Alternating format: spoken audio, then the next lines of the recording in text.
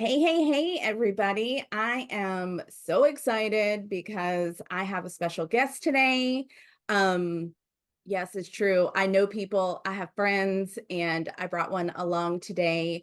I've been exploring, as you know, this theme of identity this month, and there's so many layers of identity. Like, we could probably have a year-long conversation just around identity. There's so many layers. It lands for people in different ways. People with defined identity in a variety of ways. So I'm kind of just like poking around and talking about it because I think it's important to really be connected with who you are and how you show up in the world or how you want to show up in the world. I think all of that stuff matters. So I got a really rad lady with me today. Her name is Aimee Blair. Hey, Amy. Hey, Sage. I'm so excited. I told Amy, I was like, okay, I knew I wanted to have somebody on the podcast who is going to talk about identity with me, right? And I only thought of Amy. I was like, Amy is the one. So if Amy said no, I'd be like, oh, back to the drawing board.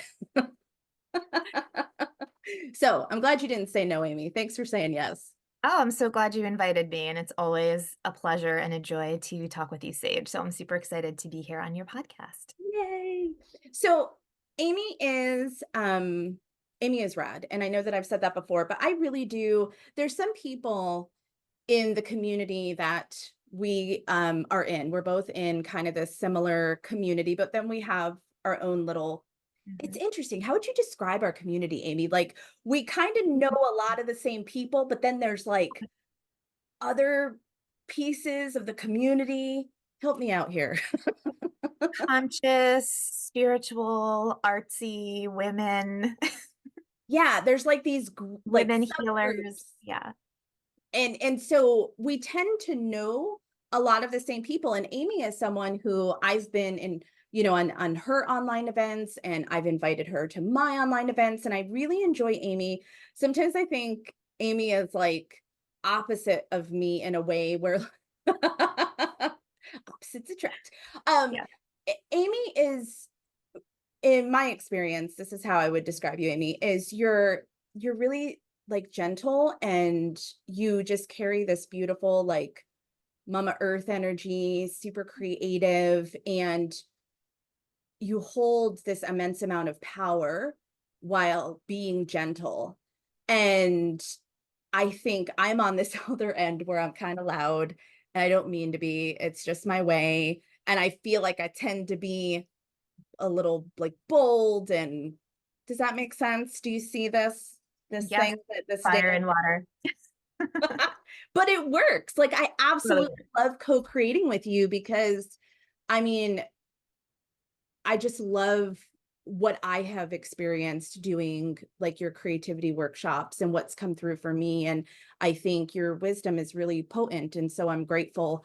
And yeah, I just love that I'm like, and then I'm all loud and bold, And taking what I love about co-creating with you, Sage, is that you just bring so much permission to just bring all of yourself to the table, whoever you're working with. Whenever I'm in your presence, I totally feel that invitation to just bring it all, be real, be here, and it's all welcome. So thank you for I your love gift. that. Look, we as humans live a messy life. Like, my dog is scratching and he just hear his little jingling bell in the back. And it's like, we're I just I want to show up in a way where people are like, oh, a sense of realness. That's so refreshing. And I feel that vibe from you too. So Amy, I've got her bio typed out because I knew I would just start gushing about Amy and I wouldn't actually tell you like, here are the things that Amy creates in the world. So Aimee Blair is an intuitive artist, teacher, creativity coach, and a certified art medicine practitioner. She is the founder of Creative Compass, a supportive online community for creative explorers. Love that language. And the author of the adult coloring book, Feminine Forms, a guidebook for reconnecting with the feminine. She lives in Connecticut with her husband and three daughters. She believes creativity is a non-optional part of human well-being. Amen, sister. And loves helping women reconnect to their creative hearts. I love that. That's why you're here with me today, because you're amazing. So Amy and I kind of were talking behind the scenes, and so I want to, of course, bring that conversation up.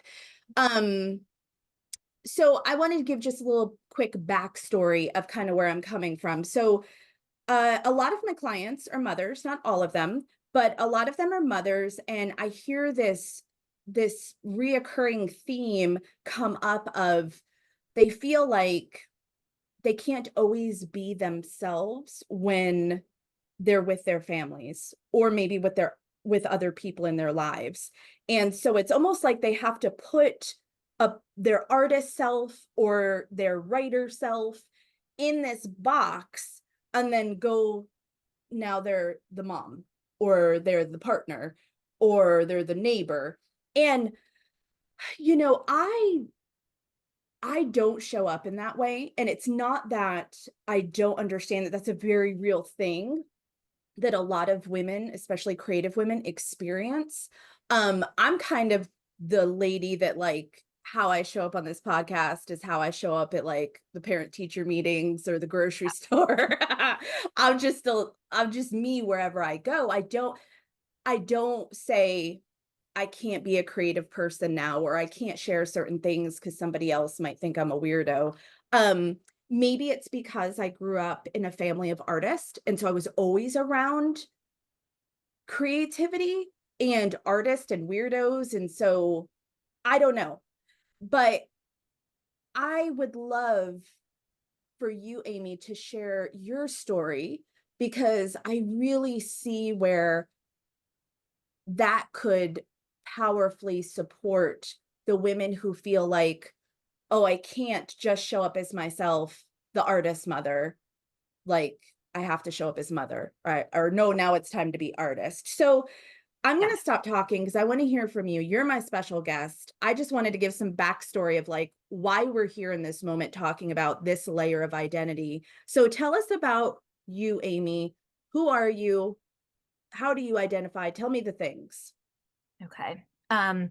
Well, what you're sharing, Sage, just so speaks into what my journey has been. So I absolutely hear everything and have lived through all that you're describing in that, what you were just talking about. And I think I am one of many, many people, and in particular women, who somewhere along the way learned to hide that part of herself. And if I really try to pinpoint it, it was probably somewhere around middle school, Mm. somewhere around adolescence. And it's funny because I'm raising daughters that age now, and I've got like my antenna up all the time, like, Alert, don't go, alert. don't go into hiding. It's that time of life. But and I couldn't, it wasn't one thing or one, it was just sort of growing up and being sensitive. And it wasn't like someone ever told me, like, you can't be like this. It's just, as sensitive souls, we get those messages. Yeah. Maybe it's not safe to Yeah. be on yourself all the time. And, safe is a relative word. But that's how we feel, we get that message on the inside that somehow it's better to hide. It's safer to hide. And,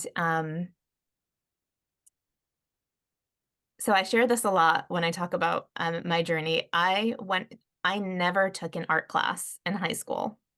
Not one. In fact, I couldn't even tell you where the art wing was in my high school. I know we had one, never set foot in it. Because That's the time I got to high school, that part of me was already on the back burner. It was already tabled. It wasn't gone. I knew it was there. Um,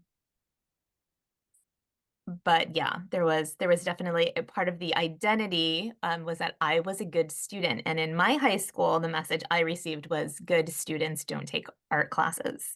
They take math and science and, AP biology and calculus. Um, and again, nobody directly said that to me, but I got it. I heard it.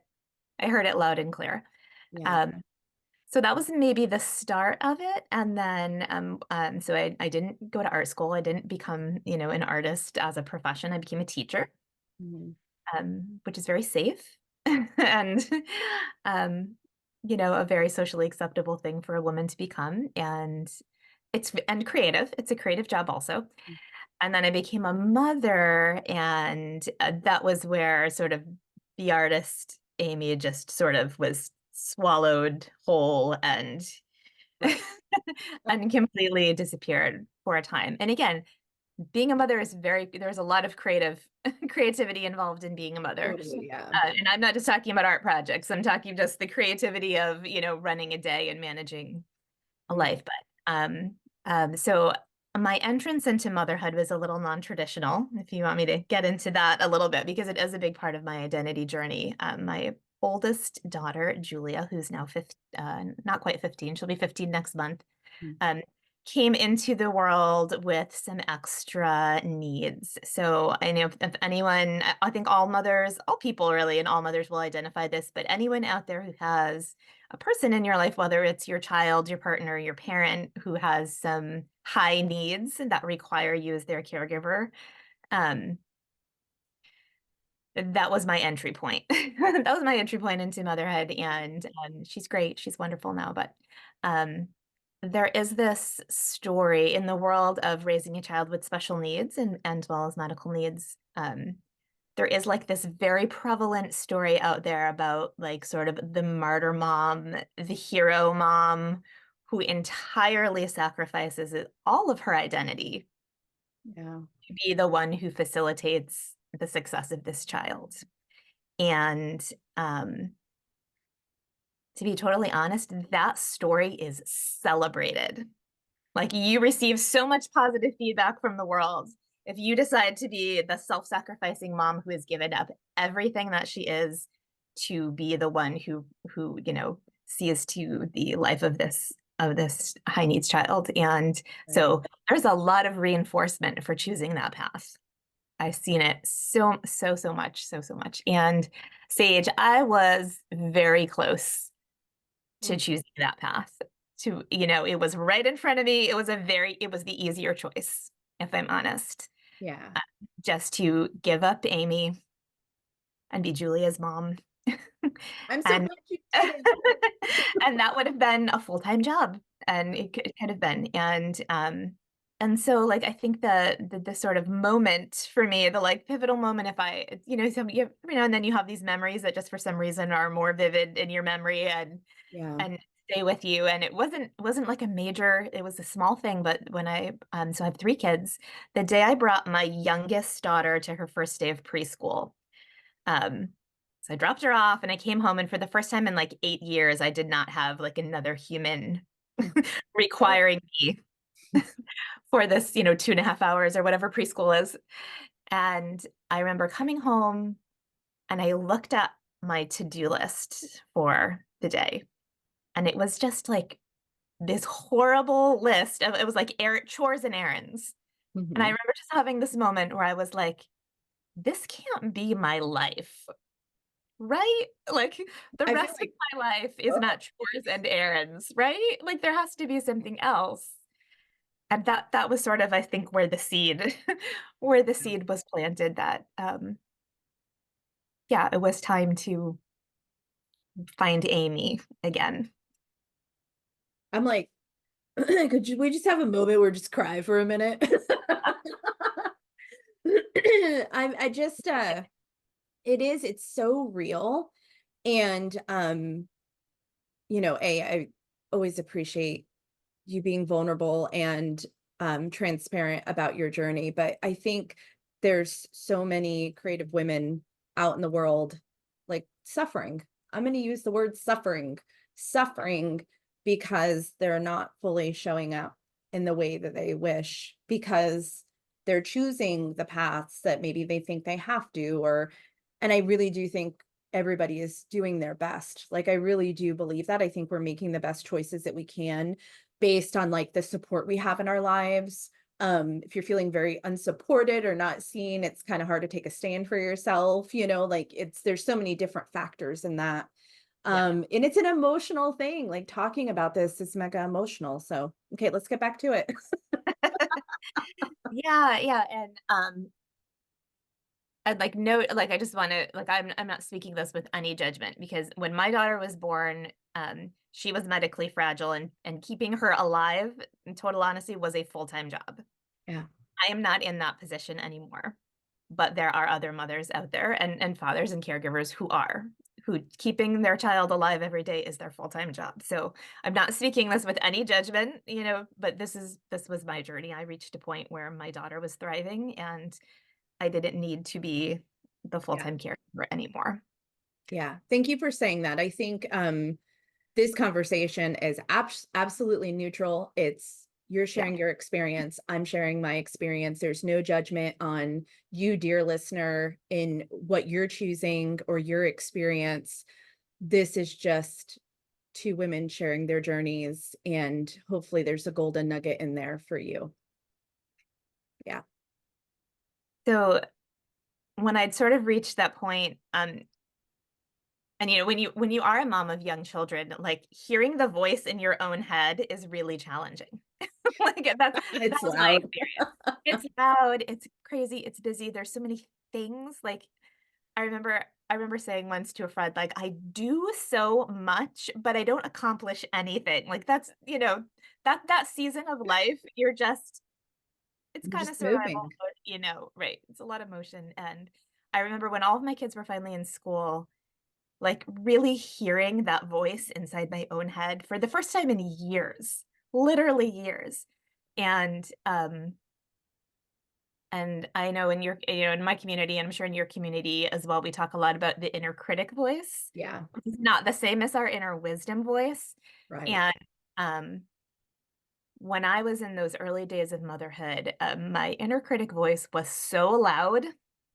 And I hadn't been on this, like, I didn't have a name for it yet because I wasn't on my creative journey yet. And I really thought that was my voice. That was truth. Yeah.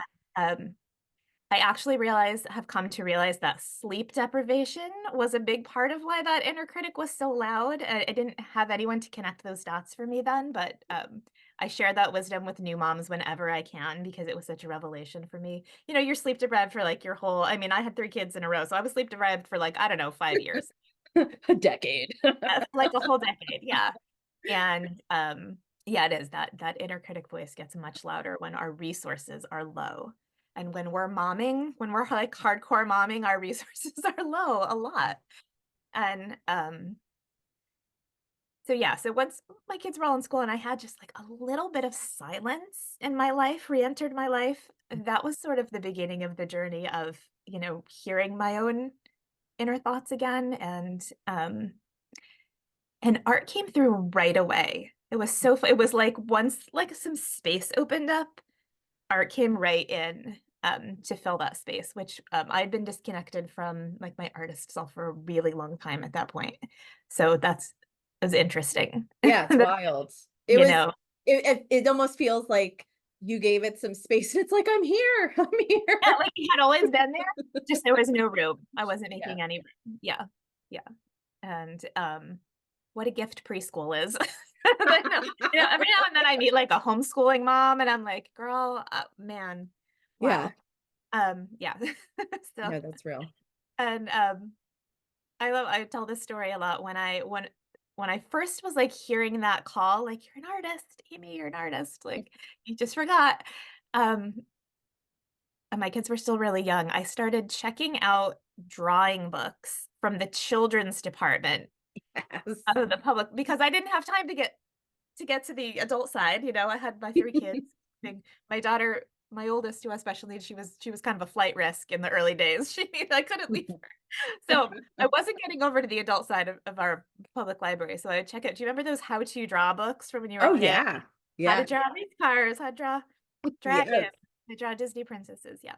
I started checking out children's drawing books.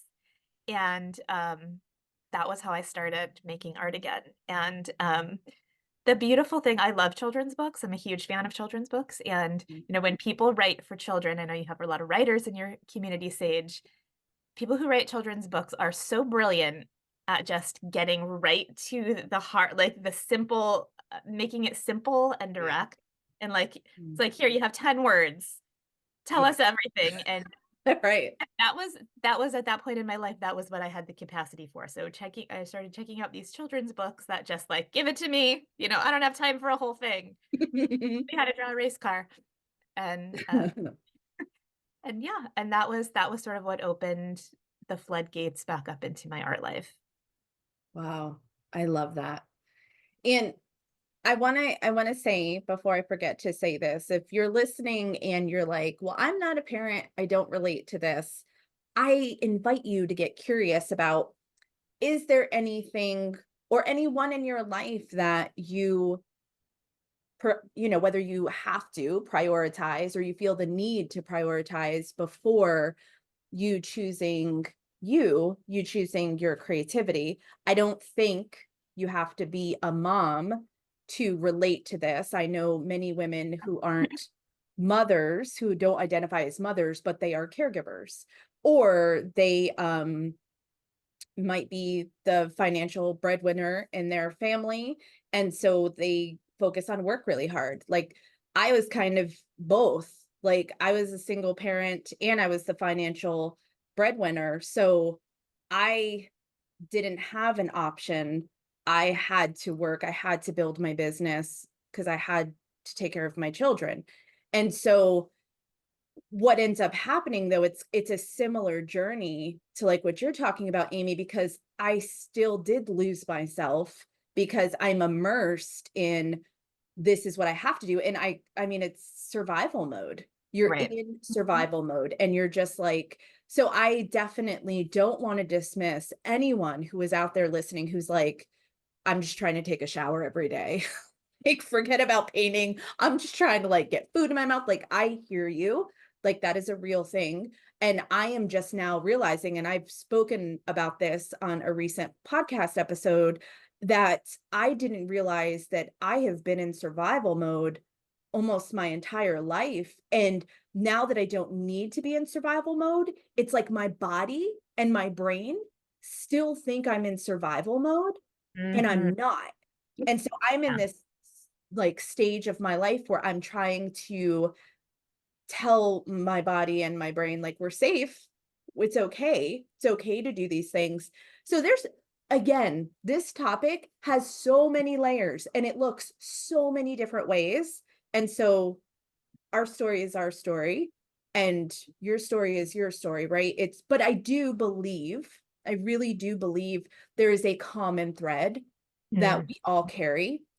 And I think there is a struggle with creative women, whatever your life looks like, whoever is in your life, whoever isn't in your life, like, there is this piece about letting our creative selves go because we don't have the energy or the capacity to even go there, or we think that's what we have to do, that's the responsible thing to do, that's the right thing to do. I'm using air quotes.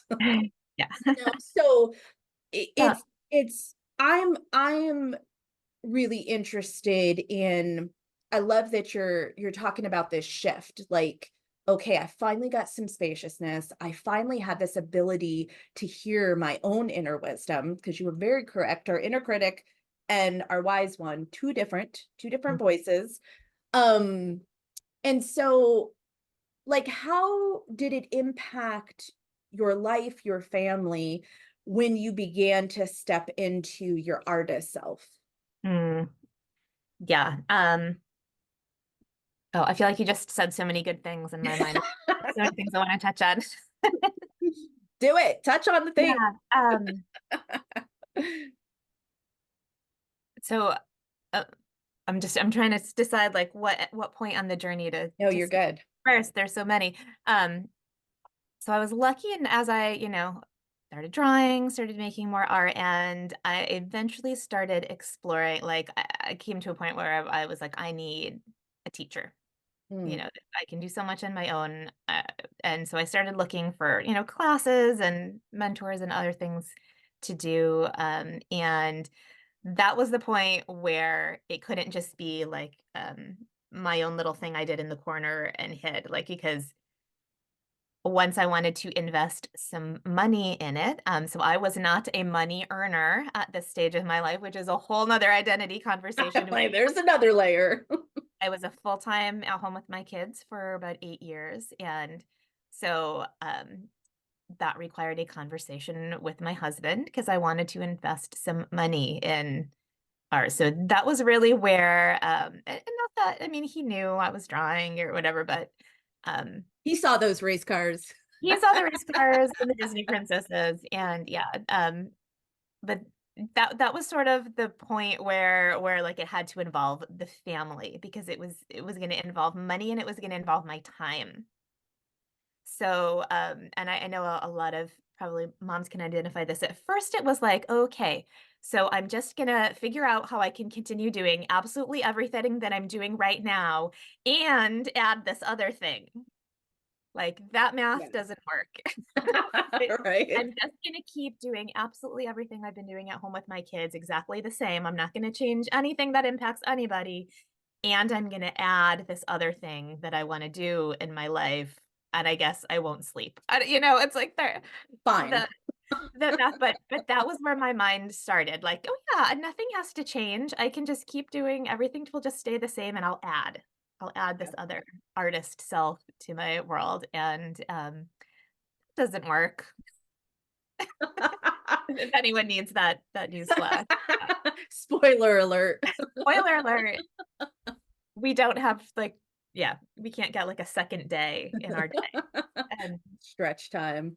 right, so, that was when it started yeah, it had to become a conversation between, Yeah. me and my husband, me and my family that, like, maybe mommy's gonna be doing some different things, and our day might look different, and, you Yeah. know, daddy also knows how to make peanut butter jelly sandwiches. He's really good at it, and, um, yeah. It's So amazing, but it's true.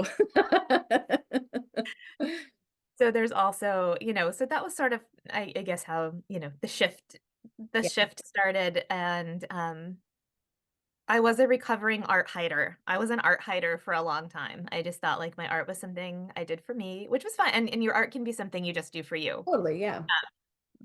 But it was like if my kids came in the room and I was drawing in my sketchbook, I would close the sketchbook and put it away. Yeah. I don't even know why. Like that was I I'm not sure where, going back to that, like I said, that message we learn in adolescence that, that part of us is better Yeah. hidden. I think I was really struggling with like how these two parts of myself fit together Yeah. because my entry, like I said, my entry into motherhood was very all consuming and I was all mom all the time for a Yeah. long time.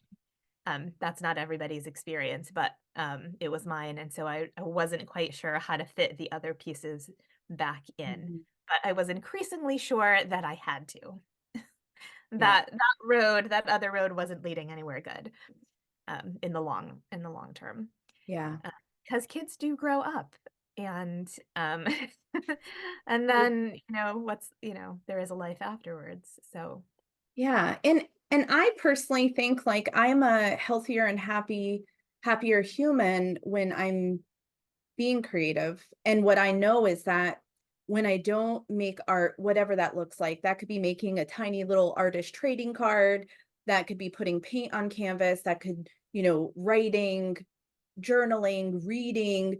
If I'm not doing something, dare I say, every day, no matter how small it is, I don't feel complete. Like, I actually feel like I know that being a creative person is just part of my DNA. It's part of who I am. It's part of how I communicate. It's part of I'm like, why are my eyes watery? I get all emotional over here, but yeah. it really is. It's how I communicate, it's how I express myself, it's how I connect.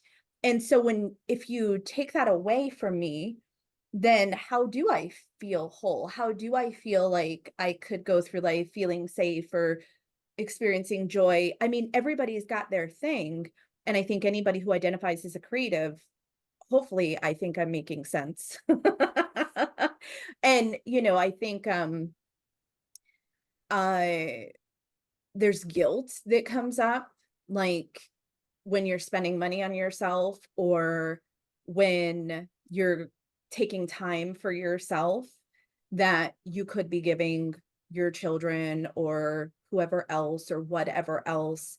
And I think those are the things where we get to figure out some navigation solutions of like, okay, this is going to come up. This feeling is going to come up when I try to sit down and focus on myself. So, what do I do when that comes up? Like, I really want to do the thing, but then I have guilt about it. And then it's not joyful. And how do you feel about do you currently have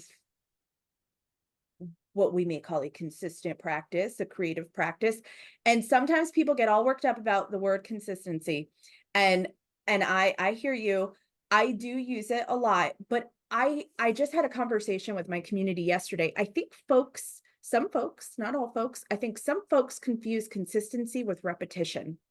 Mhm. Repetition is doing the same thing that looks the same at the same time over and over again. I don't think that's what consistency is. When I use the word consistency, I'm just talking about we're trying to make a solid attempt to do this thing on a regular basis, but it could look different from week to week. Maybe we hit our creativity twice one week, maybe we did 5 days. So consistency to me is just this effort to keep in movement with it.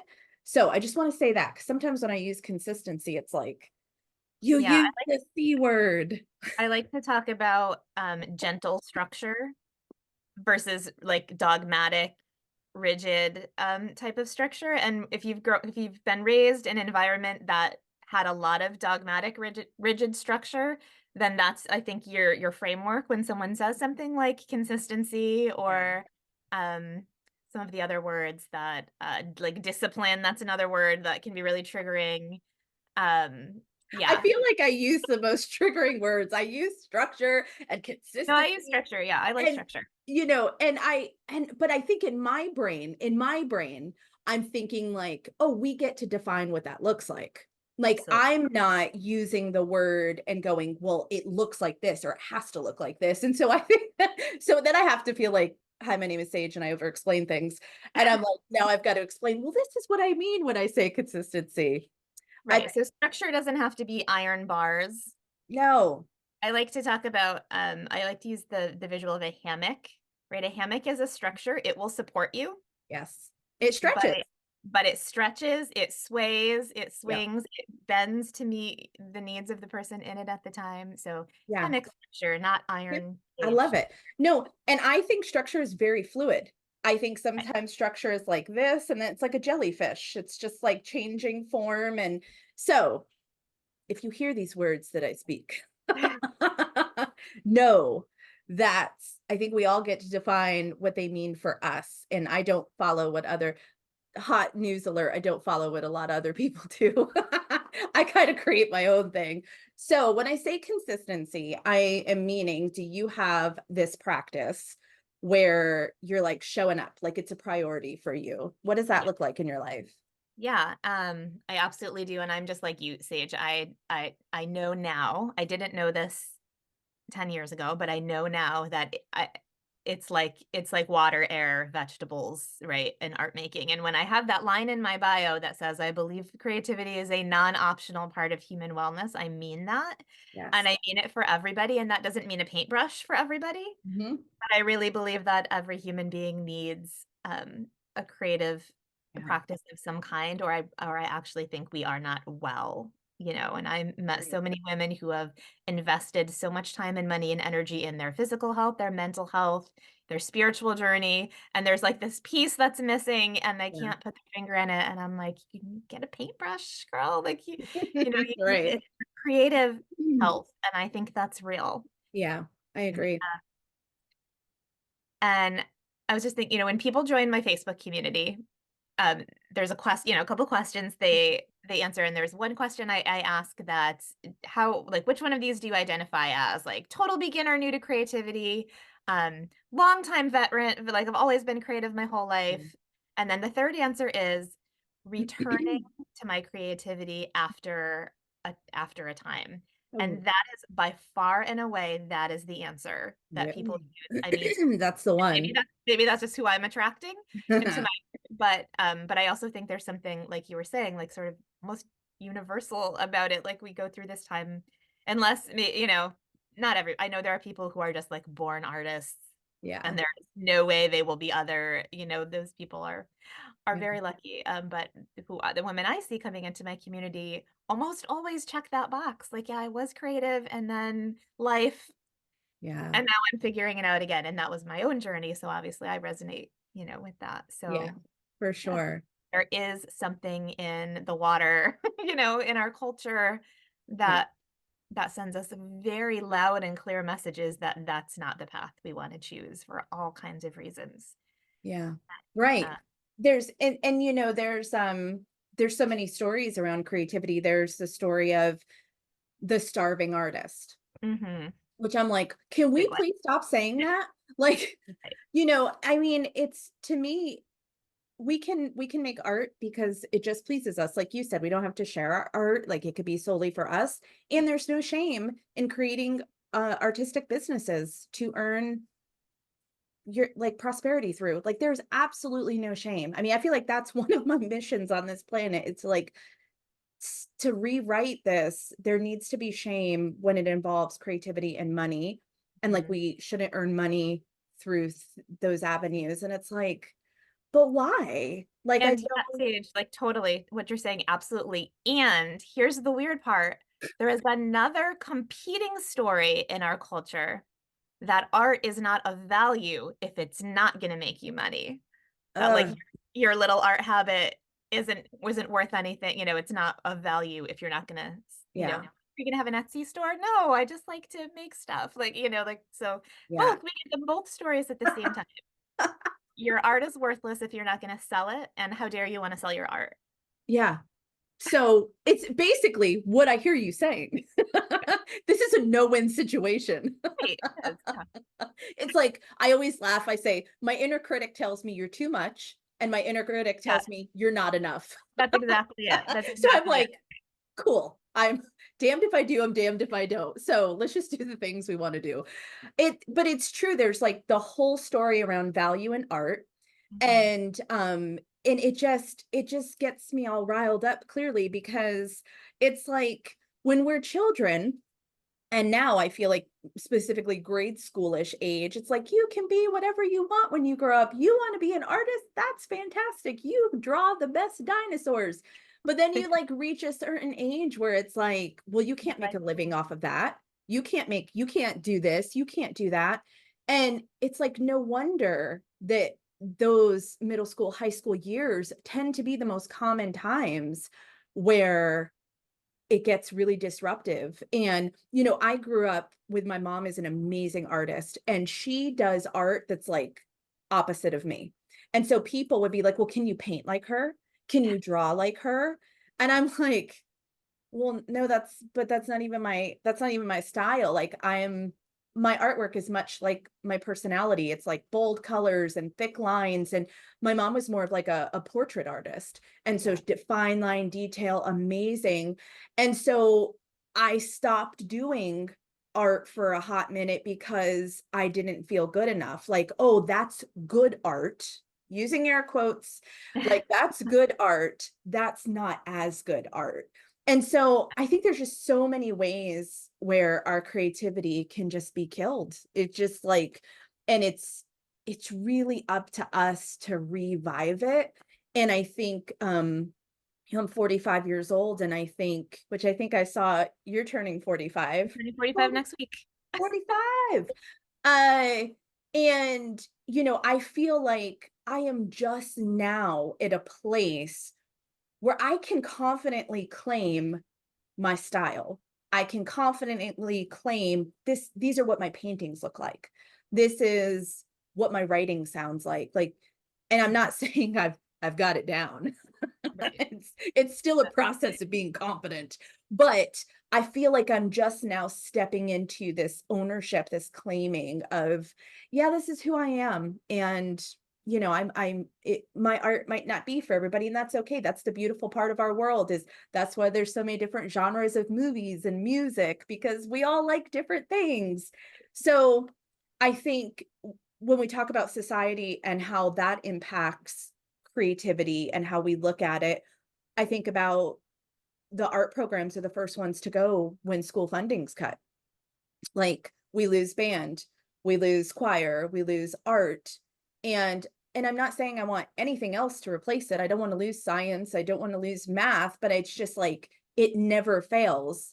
Those Right. are the first to go. And I think that just adds to they're not important, even though we know science and it the creativity, how it's linked to how we learn and can excel in those other subjects. But like, we don't talk about that. So, oh my gosh, I've went on a TED Talk now. Now this podcast has turned into a TED Talk of the Love it. non-appreciation. Yeah. So the story you were just telling about your mother just brought up another story for Yeah. me actually. When my middle child was probably 3 or 4 years old, she was asked me if I would draw with her, and she was like, "Let's draw dolphins," or I think it was dolphins. And so I was drawing mine, and she was drawing hers, and then she was like, "Yours is better than mine, Oh, mommy," and she crumpled hers up and threw it away. no. And I was like, well, I'm a lot older than you, so I've had a lot more years to draw dolphins than you. Right. But the damage was done, and I remember at that moment being like, "I'm never making art in front of my children again because I Oh, am the reason she just crumpled up her painting and threw it away." And of course, that I make art in front of my children all the time now, but yeah. I was just remembering that moment, like, yeah, and like that's where that art, that oh, I can't be both these things at the same time. Those are those little moments that fuel that story. Yeah. Yeah, for sure. So what is life like now as because I see you as a woman in this world who is claiming being an artist and a mother. Well, thank you for saying that, but I'm gonna be totally honest, it is like a daily, the story doesn't go away. And For sure. bringing it back to my oldest, my daughter, who has special needs, she's in high school now. She started high school this year, and now I'm also, running a business with my art, as you know, and I still have that story that her life could be better. Her life could maybe be a tiny bit. I mean, her life's great. Don't get me wrong. But Right. maybe it could be a tiny bit better if I just gave up all this running a business nonsense. That story is with me. It's with me every day. Yeah. And, I have to talk myself out of it every day.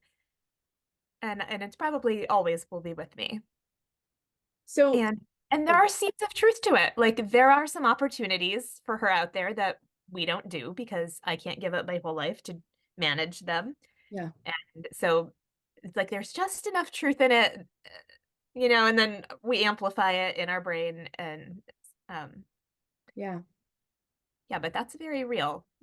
Yeah. I think it is a choice daily for all of us, right? It's every no matter what it is that we're seeking to claim or take ownership with, I think it is a daily choice.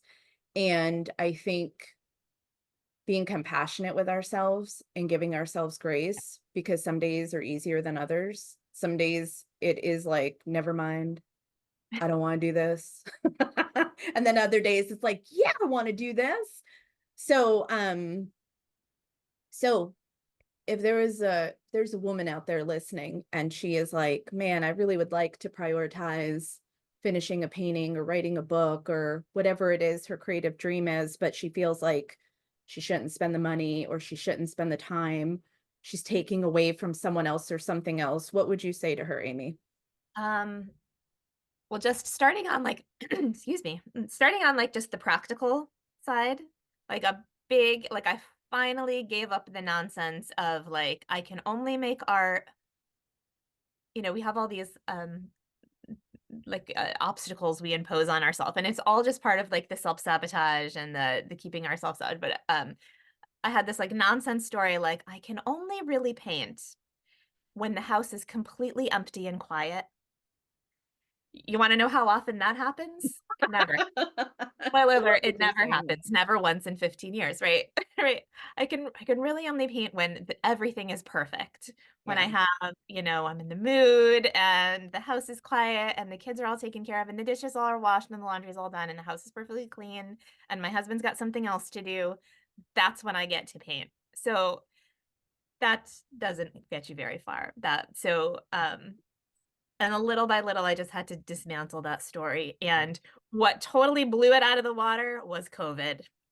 Because suddenly I had 3 kids doing school at home and my husband and me trying to work from home, right? And, like, everything was at home Yeah. and there was no more privacy and there was no more silence and there We're was no more sharing all the things. and it really, like, and I say that jokingly, but really, like, any Yeah. part of me that still wanted to compartmentalize, this is work, this is motherhood, this is art, COVID just blew that all up because everything was happening in the same space at the same time.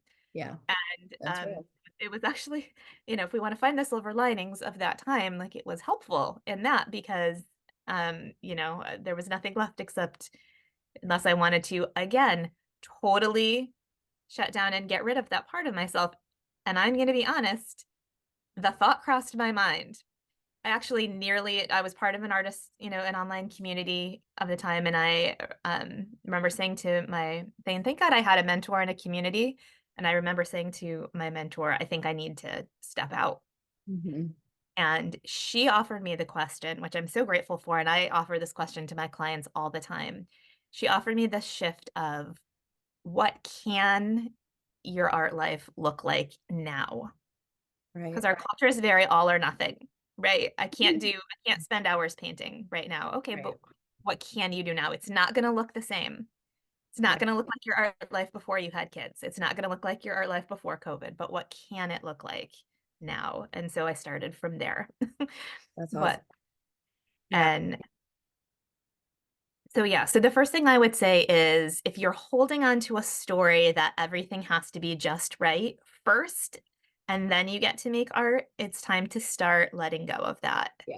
just little by little. And now, like at this point, I also like and so I have a room in my house where I paint. It is also, it was my kids' playroom when they were younger. Now we don't have a playroom per se, but they're all in there. And I tried for a long time to be like, oh, I need firmer boundaries, right? Because you hear that. And sometimes you do. Sometimes Right. these are really important. But I was like, oh, I have to be clear with my kids. They can't come days and but that never quite worked. And it never, if I'm honest, it never really felt authentic. Like I didn't be the one saying to my kids, like, this is my time to make art and you go do something else. So now like my children are allowed to be in the space where I make art. Mhm. There's a couple of art supplies they are not allowed to touch, and that's another story. But Yeah. and so it just again, just not fighting so hard against what is the truth of my life right now. I love that. That is, I'm so, so, so glad you spoke into that because I think that is something that I used to struggle with, and I'm way more flexible about it now because like my youngest is 14 and a half. So I've been a mama for like 23 years. So I've had a good bit amount of time to like work through my stories around like the things, of having young children and also wanting to do my own creative work. Um, but I think what I do see is like I needed it to look a certain way. Or it Yeah. was like I could only do it when they went to sleep, but then I'm exhausted. And that's actually not my prime time to be creative.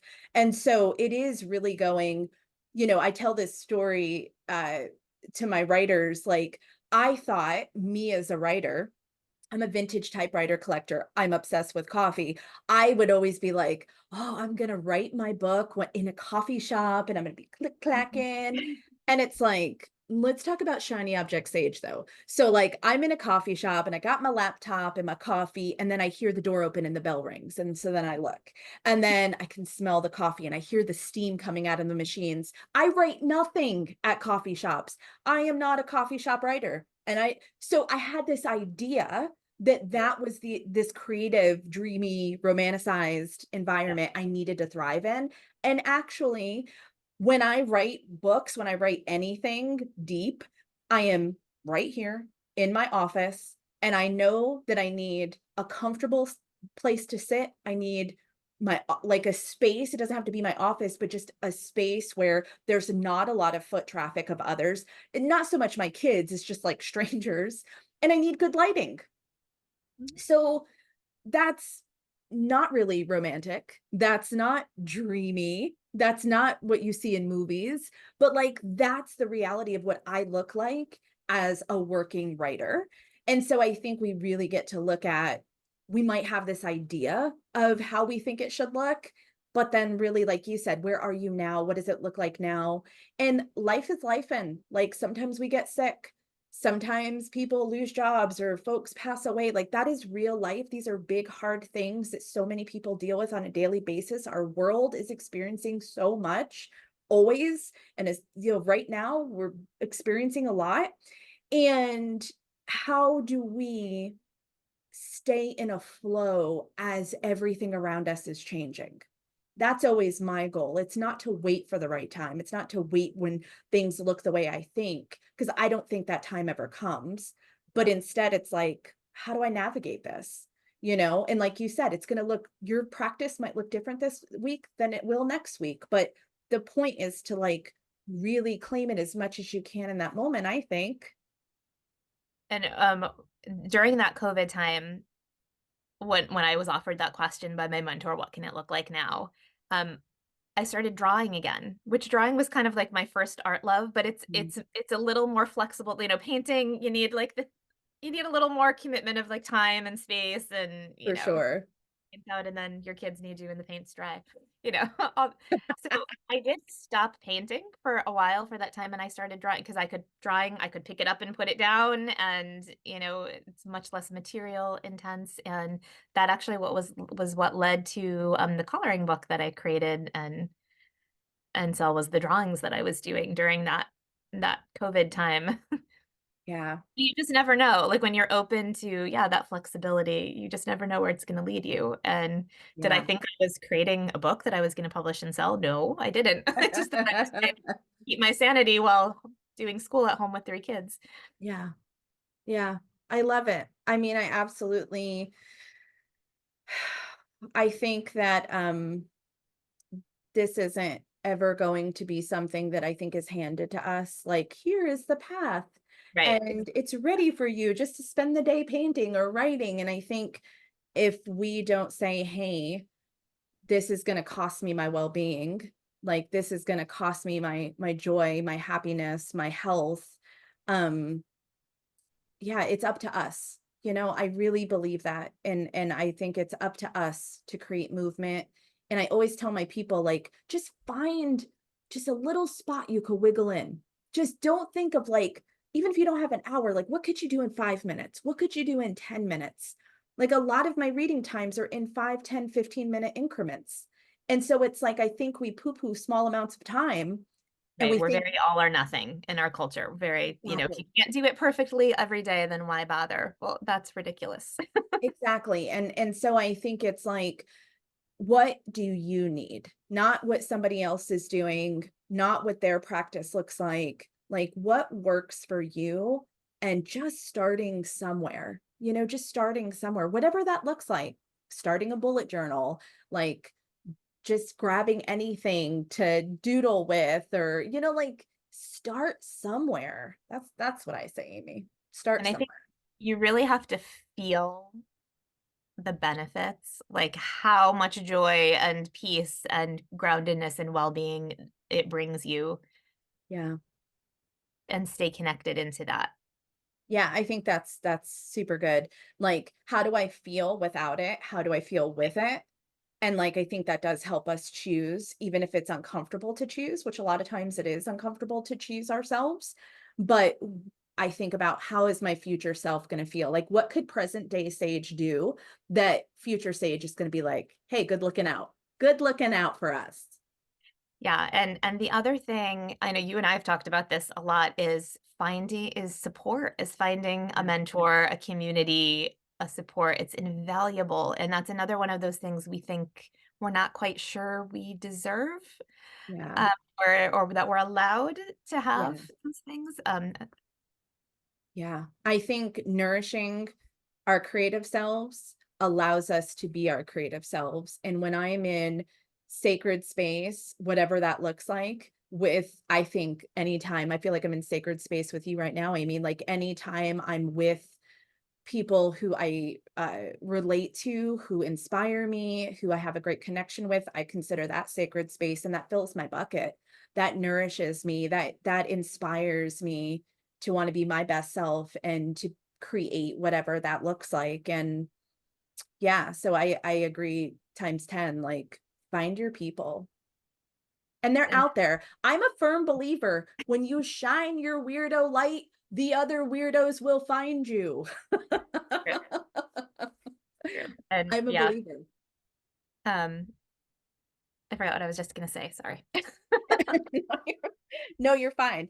I could literally Oh, talk. I remember now. I was gonna say, Okay, come on. the number of times like I've been talking to like women who are like thinking about working with me for coaching or joining a program that I'm running, and they say something like, I really feel like my life depends on doing this. But that's crazy, right?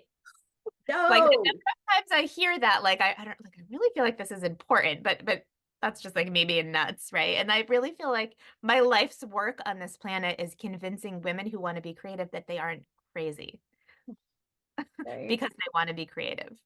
Like that's just not like the number of women I've heard just like say something so profound and then completely dismiss it in the next sentence. Like, wait, that's not a thing. That's not It's real.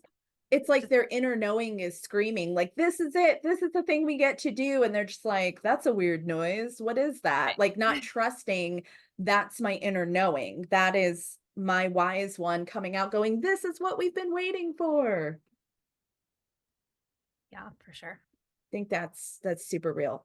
That's why we get to surround ourselves with women who lift us up, encourage us to take a chance on ourselves, and yeah, support our overall well-being. And clearly, Amy and I believe that is also as creative women, it's being connected with your creativity and being unattached to what that looks like. Because again, I've said it like 30 times, but like start somewhere.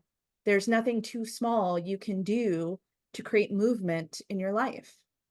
And then that identity question comes up again, Sage, because I hear so many people say, like, oh, I like to paint. I mean, I'm not like a painter, but I like to paint. Yes. Then if I had $1 for every time someone said, like, oh, I make art, but I'm not an artist. Yep. I write, but I don't I like, I'm not write. a writer. I'm not like a writer, but I write. Oh, that's interesting. So what I hear you saying is that you are an artist. And they're like, well, no. Yeah. So that's where that, when it shifts from like something I do to who I am, that's where that identity piece comes in. Yes. So I'm glad. Thank you, Amy. I'm like my co-host Amy here, bringing us back around to identity. Hi, my name is Sage, and I like to talk about all the things. But yes, thank you. Like you're bringing us back to the intention of this conversation, which is about identity and the importance. And I think our entire conversation has been feeding why it's so important to open up to, yes, I am a creative person. And for me, like I struggled with, people always saw me as a writer, but never as an artist. Mm. And then when I shared Because paintings, you can't have two identities, Sage. That's people like, don't know what box to put you hey, in. you pick one medium and that's Lane. it. Pick your lane and stay in it because then people get confused. If they don't know what box to put you in, they get uncomfortable. Yeah. And I feel like I'm having this like breaking out of this mold of, yes, I'm a writer and I'm an artist, right? Like I am both. I can be both. And it's like, yes, I can mentor writers and I can mentor artists. It's like it's like again, even our own creative people, Yeah. because they're conditioned as we all end up, right? And I feel like I'm spending most of my adult life unraveling all of these stories and ways that I've been taught, which I'm just grateful that at least I've got this awareness that like, oh, those aren't actually the parameters I want to live by. That's other people's stuff. That's other people's stories. But I find even other fellow creatives are like, oh, stay in your lane. You can't be both. And it's like, I don't have a lane. I have like a highway. I am cruising down the creative highway. I do a lot. So, I mean, I'm encouraging all of us to spend 2024 on our highway. Don't stay in our lane. Like on our highway and you know, like you said in your bio, being curious explorers, creative explorers and play around. Play yeah, I know. I'm reeling myself in because I could just go on and on. So Amy, before we wrap this party up, is there anything else you would like to say around identity, or what would you like to share? Oh, I think we covered a lot of things, a lot of good We stuff did. It's today, great. Sage. I love it. I just just that I really think it is, it's not ever something like you're done with, right? It's one of Yeah. those lifelong journeys. So, if you're like, man, I'm 45 and I'm still like, who the heck am I? Like, just can we normalize that? Like, and the day, like when the day arrives that you're like, I know exactly who I am, and there's nothing else I need to explore. Like, don't look for that day. Like, that's I don't think, yeah. right. We want to continue exploring, being creative explorers and trying other lanes. And so, yeah, Yeah. it's one of those things that just that if you just let go of like arriving at a destination and just embrace being on the journey, it gets a lot easier, I think. Yeah. And I think that's beautiful. Thank you for sharing that. And I just want to say I feel like we get to give ourselves permission to change our minds and Mhm. to sometimes I think we aren't really encouraged to do that. And I do it a lot, especially as a business owner. I mean, I'm pretty transparent and visible in my business. And sometimes I'll use language and then I'll be like, actually, I'm not aligned with that. Like I've shifted the way that I say that. There might be a day where I'm like, yeah, I don't want to use consistency anymore. That doesn't feel good to me. And it doesn't make me right or wrong. It's not like, oh, she said all that stuff, but she didn't mean it. It's like we're allowed to change. We're Yes. allowed to shift. We're allowed to make different decisions or to try new things or to decide we don't want to do something anymore. And I think that's part of being a human being. Like we're always evolving and shifting, which is why I agree with you 100% of we're never going to attain this thing that we're just going to check off our to-do list of like, oh, I have no limiting beliefs or my inner Right. critic's gone. Like, no, no, that's not happening. So I think for me, I just kind of embrace the messiness of life of like, I stay curious. I choose curiosity versus judgment, right? Instead of judging myself or judging whatever the situation is, it's like I'm looking at how can I look through this like through a curious lens instead of like being hard on myself or oh my god, what are people going to think if you switch this? And it's like, well, if somebody gets all riled up, they're not my person. And so that's okay. Peace out. So it's kind of how I feel about stuff, Amy. Yeah. And then other people see you do it and go, oh, it's okay. Look, Sage changed her mind and the world didn't end. Because apparently we're just like a speck, a particle in the universe. Yeah, apparently.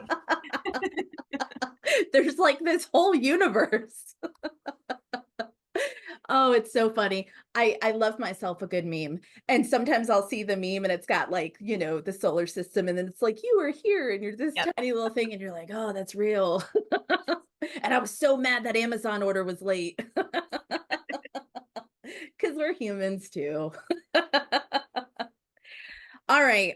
Amy, thank you so much for taking the time to be with me. I love always connecting with you and co-creating with you. And um okay, so I always put journal prompts together for my beloveds on my newsletter list. And I think it's fun, especially if you're really into the topic that I'm speaking into on the podcast episodes. It gives you an opportunity to dive a little bit deeper and to see how that impacts you. So I've invited Amy to co-create the journal prompts for this episode.